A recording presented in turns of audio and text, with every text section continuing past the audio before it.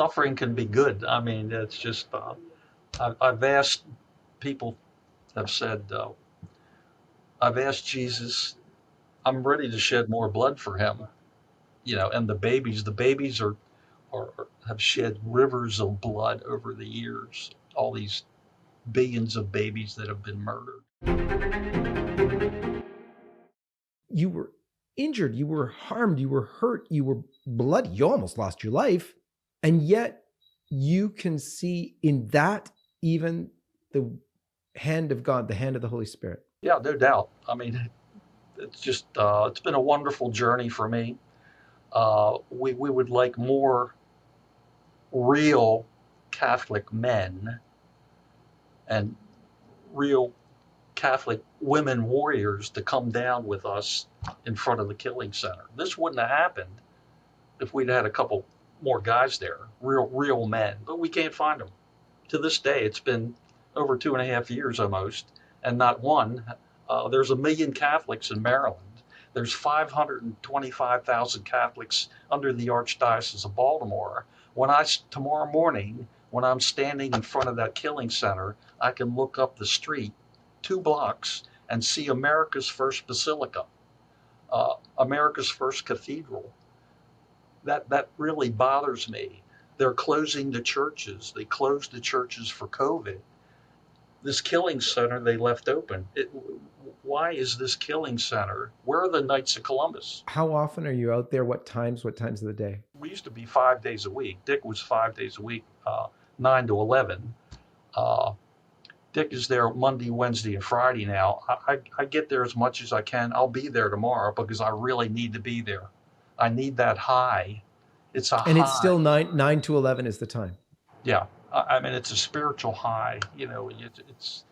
It's such a glorious, there's no greater joy than saving a baby. So for all of you young men watching, for all those, especially from the ages of, let's say, 18 to 35, what are you doing tomorrow? If you're living in Baltimore, what are you doing tomorrow? 9 to 11. You can take some time off. How did Dick describe this incident? I didn't talk to you about what Dick thought yet, because I'd love to hear that. But you told me before, Mark, that despite the injury, despite everything, it was still one of the most glorious days of your life. Is that so? Both Dick and I shed our blood and suffered for Jesus and the babies. It couldn't have been, for me, it couldn't have been a better place to shed my blood and suffer than in front of the doors of Planned Parenthood. I couldn't have asked for a better. It's such a gift. It's so spiritual. I was in the courtroom, outside the courtroom. I thanked Patrick Bryce. He didn't know what to think about that. But, I thank Jesus all the time.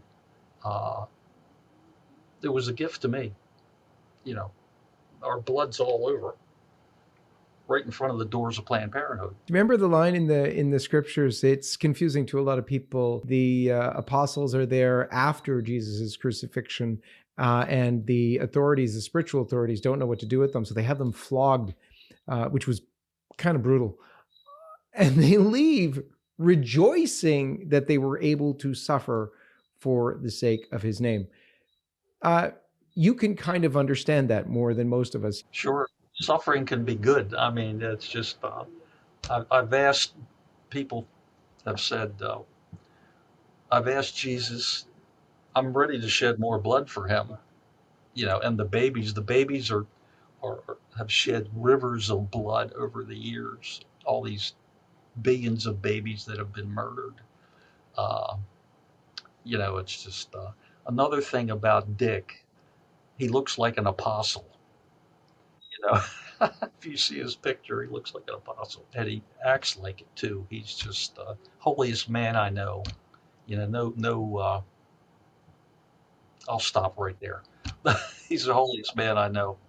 That's the other thing. When people go out to do these things, they often get to meet some of the most incredible people you will ever meet.